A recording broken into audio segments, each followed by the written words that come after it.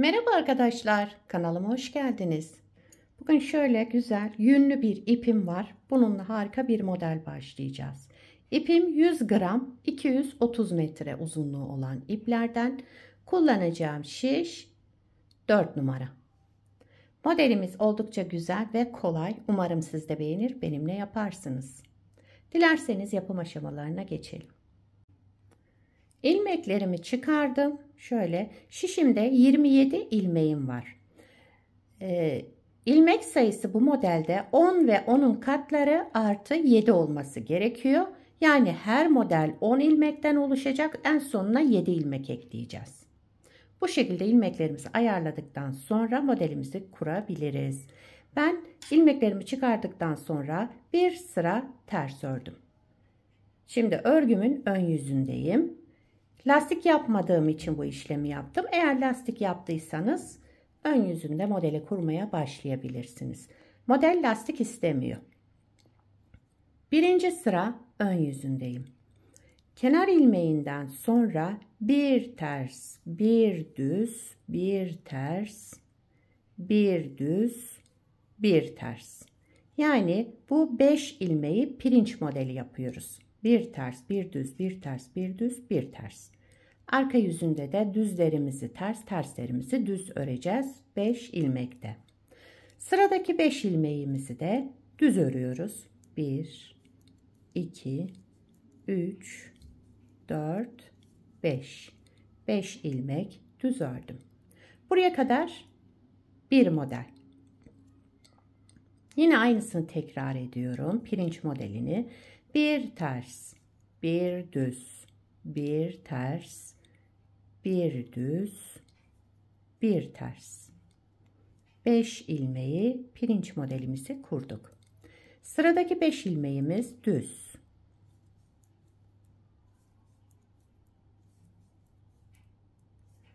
Beş ilmek düz ördüm.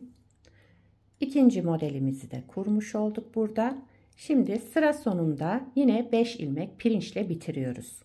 Eşit olsun diye sıra başında pirinçle başlamıştık. Pirinçle bitiriyoruz.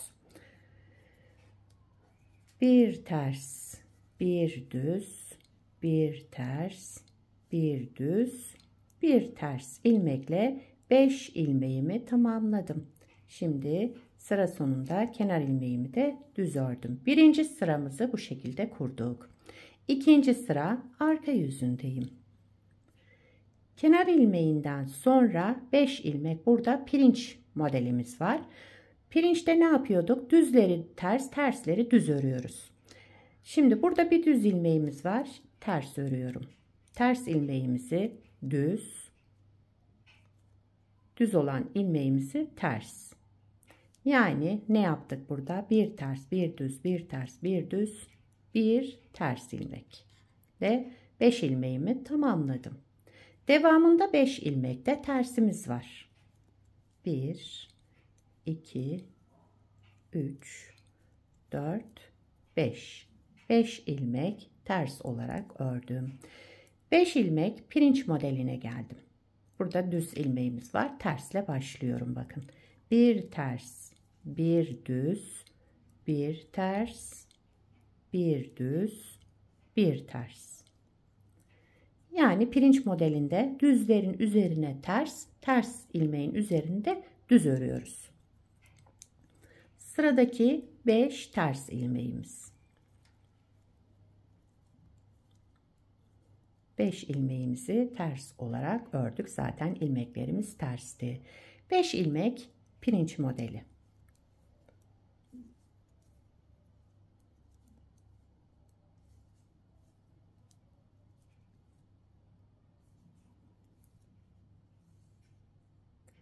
Evet, ikinci sırayı da tamamladım. Üçüncü sıra ön yüzündeyim. Kenar ilmeğinden sonra yine pirinç örneğine geldik. Düz ilmeğimi ters, ters ilmeğimi düz olarak örüyorum. Bu 5 ilmekte. Bilmeyenler için her seferinde söyledim. Tabii ki bilenler biliyor ama bilmeyenler, yeni başlayanlar için de detaylı anlatmak zorundayım. 5 ilmeğimizi pirinç modeli örerek tamamladık. 5 ilmek düz. İlmeklerim düzdü. Yine düz örerek devam ettim. 5 ilmek pirince geldim. Düz olan ilmeğimi ters, ters olan ilmeğimi düz.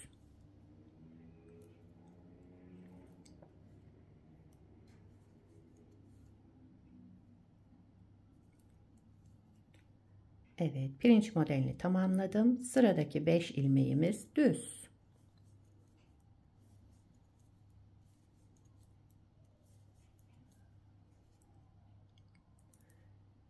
Pirinç 5 ilmeğe geldim. Bir ters, bir düz, bir ters, bir düz, bir ters. Yani ilmeklerin tam tersini yapıyoruz. Alttaki düzse üzerine ters, ters ilmekse üzerine düz olarak örüyoruz. Pirinç modeli bu demek arkadaşlar. 3. sıramı tamamladım. 4. sıra arka yüzündeyim. Kenar ilmeğinden sonra yine pirinç modeline geldim. Bir ters, bir düz, bir ters, bir düz, bir ters.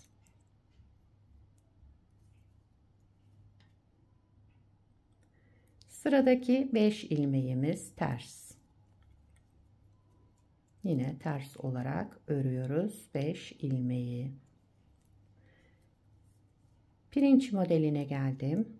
Düzün üzerine ters, tersin üzerine düz örerek bu 5 ilmeği tamamlayalım.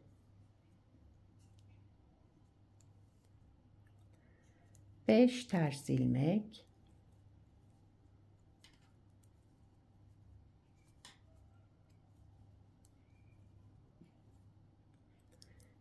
pirinç modeli bir ters, bir düz. Düzlerin üzerine ters, terslerin üzerine düz. Evet, 4. sıramı tamamladım. 5. sıra ön yüzündeyim. Kenar ilmeğinden sonra yine pirinç modeli. Bir ters, bir düz örerek devam ediyorum.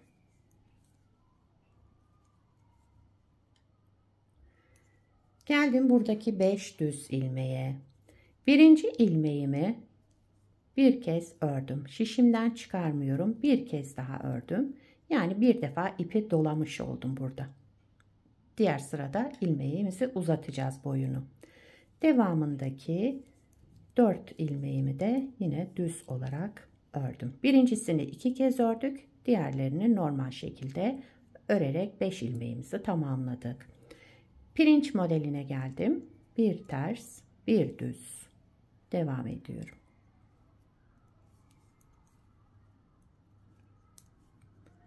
Beş düz ilmeğe gelince birincisini bir kez ördüm. Şişimden çıkarmadan tekrar aynı ilmeği bir kez daha ördüm. Devamındaki 4 düz ilmek. Pirinç modeli bir ters, bir düz, bir ters. Devam ediyoruz. Kenar ilmeğimi de düz olarak ördüm. 5. sırayı tamamladım. 6. sıra arka yüzündeyim. Kenar ilmeğinden sonra yine 5 ilmek burada pirinç modelimiz. Düzün üzerine ters, tersin üzerine düz örerek 5 ilmeğimizi tamamlayalım.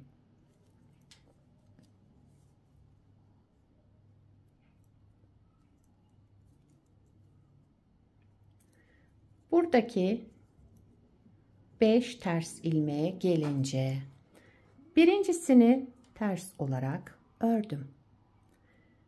Daha sonra 1, 2, 3 ilmeği örmeden sağ şişime aldım. 4. ilmeğimin de boyunu uzattım şöyle. Onu da aldım. Daha sonra kendimden taraftan Bakın şöyle 3 ilmeği şişime, sol şişime aldım. Arka taraftan şu boyunu uzattığım ilmeği de aldım. Tekrar sol şişime taktım. Bunları düz olarak, pardon, ters olarak örüyorum. Bir tane ters önce örmüştüm. Daha sonra da 4 tane örünce yine burada 5 ters ilmeğimiz oluştu. Bakın şöyle bir görüntümüz var. Daha sonra 5 ilmek pirinç modeli.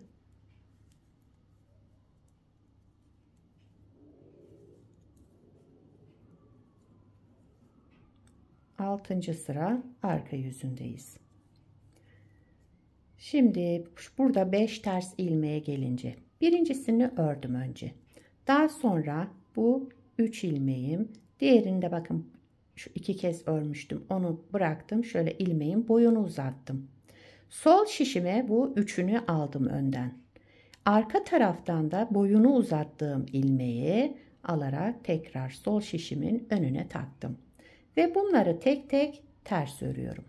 1, 2, 3, 4 ilmek ters ördüm. Bir tane de önce örmüştüm. Yine toplamda 5 ters ilmeğimiz oluştu. 5 pirinç örneği.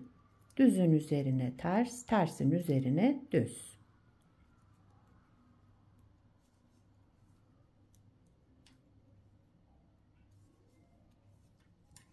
Evet.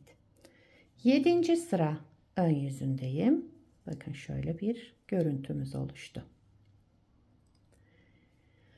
7. sıra ön yüzünde kenar ilmeğinden sonra 5 ilmeğimiz yine pirinç örneği. Düzün üzerine ters, tersin üzerine düz örerek 5 ilmeğimizi tamamlayalım. Şöyle. Geldim buradaki 5 düz ilmeğe. Şimdi birincisini değil, yani baştan 1, 2, 3, 4 ilmek düz ördüm. Son kalan düz ilmeğimi de yine 2 kez örüyorum. 1, 2. Bir öncekinde birinci ilmekte aynı işlemi yapmıştım. Şimdi 5. ilmekte aynı işlemi yaptım. 2 kez ördüm 5. düz olan ilmeğimi. Pirinç modeline geçtim. 5 ilmek.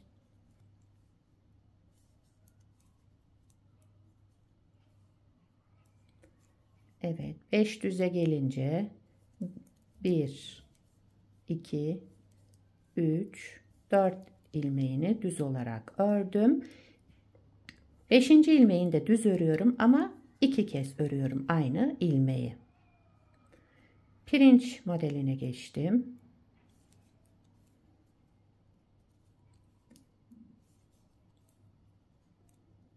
Yedinci sıra ön yüzünde işlemlerimiz bunlar arkadaşlar. Sıra sonuna kadar devam ettik.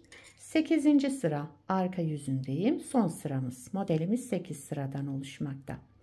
Kenar ilmeğinden sonra yine 5 ilmek pirinç modeli. Düzün üzerine ters, tersin üzerine düz örüyoruz. Evet, 5 ilmeği tamamladım. Şimdi birinci ilmeğin bakın bıraktım, şöyle boyunu uzattım. Daha sonra diğer 3 ilmeği aldım. Şu boyunu uzattığım ilmeği arka taraftan sol şişime, diğer 3 ilmeği de ön taraftan tekrar sol şişime taktım. Şöyle. Bir önceki yaptığımızın tam tersini yapıyoruz şimdi. Ve 5 ilmek ters olarak örüyorum burada. Şu boyunu uzattığımız ilmeği de ters ördüm. Bir tane de sonra toplamda 5 ters ilmek ördük. Pirinç modeline geçtim.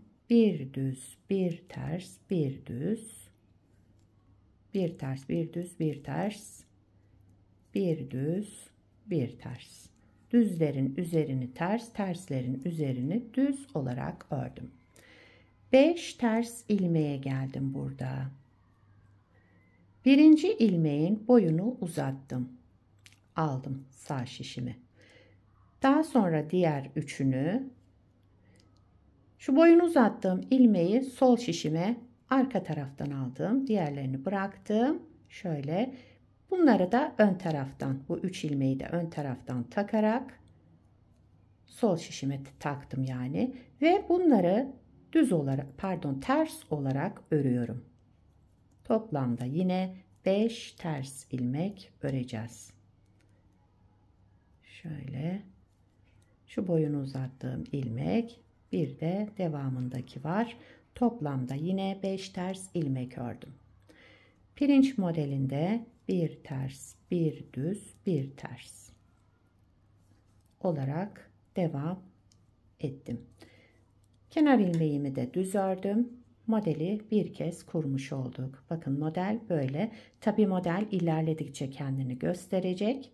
Güzel modellerden. Şöyle aralarda pirinç örneği. Bir kez daha anlatmayayım arkadaşlar. Çok uzatmayın videoyu. Eğer anlaşılmayan yer olduysa videoyu tekrar baştan izleyerek ikinci model kurulumunu yaparsınız. Bakın burada birinci sırada ne yaptıysak aynısını yaparak ikinci model kurulumuna başlayacağız. Yani pirinç örneği, ondan sonra 5 düz ilmek, yine pirinç, 5 düz, pirinç. Birinci sırayı o şekilde kuracağız. 4 sırayı o şekilde tamamladıktan sonra şurada yaptığımız zikzak işleme geçeceğiz. 4 sırada bunda. Bir parça daha önce yapmıştım. Hemen göstereyim. Bakın bunu daha önce hazırladım. Şöyle yine bunu da lastiksiz hazırladım. Şöyle altı dilimli olan güzel bir model. Ama isterseniz bunu lastik üzerine de kullanabilirsiniz. Yani erkek örgülerinde kullanmak istiyorsanız lastik üzerine yaparsanız bu dilimler oluşmaz. Evet, modelin arka yüzü de bu şekilde.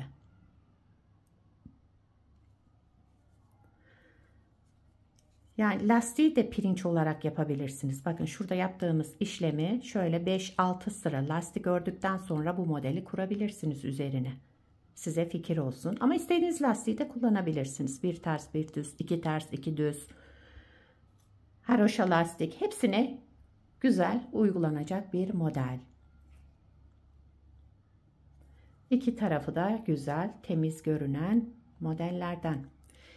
Bu modelden yelek, hırka, süveter, bebek battaniyesi, atkı, bere hepsinde kullanabilirsiniz. Şal yapımında, yetişkin örgülerinde, çocuk örgülerinde hepsinde kullanabileceğiniz harika modellerden. Sizler de nelerde kullanacaksınız bu modeli, onları yorumlarda belirtirseniz sevinirim arkadaşlar. Beni buraya kadar izlediyseniz bir beğeni yapmayı, yorum yapmayı, beni desteklemeyi unutmayın. Şimdiden hepinize teşekkürler. Yapacak olanlara kolay gelsin. Bir sonraki videoda görüşmek üzere. Hoşça kalın.